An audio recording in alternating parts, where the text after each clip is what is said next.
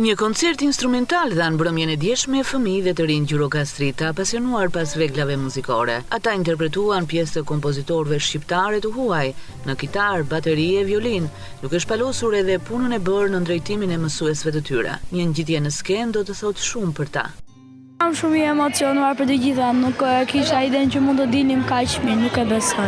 Jam shumë i kënaqur. Jam shumë i kënaqur që kam marrë në këtë koncert, edhe kam marrë pjesë me kitarën klasike dhe me kitarën elektrike.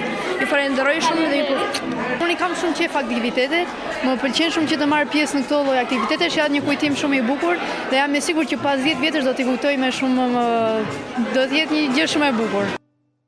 Profesori Edmond Kogjoni thotë se është i rëndësishëm orientimi fëmijëve drejt artit dhe muzikës, pasi u jep mundësi edhe të aktivizohen në organizime të ndryshme.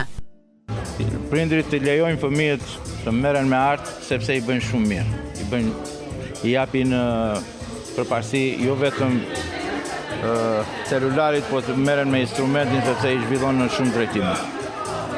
Dhe shikon rezultatin ndoshta pak më gjatë sepse duhet shumë punë për të mësuar një instrument, por kanë përfitime të jashtëzakonshme. Dhe plus, duke qenë që ne jemi një vend turistik, të gjithë fëmijët mund të marrin pjesë në shumë aktivitete. Dhe jo vetëm të lozin vetëm në shtëpi, dhe puna që unë bëj është insiston më shumë në mënyrën për të lidhur me njëri tjetrin, të lozin disa instrumenta në një kohë, dhe të lozin jo vetëm muzikë klasike, po dhe pop, rock, blues, gjithçka. Ky koncert u organizua me mbështetjen e Qendrës Kulturore të Fëmijëve Fato Berberi dhe e Bashkisë Gjirokastër.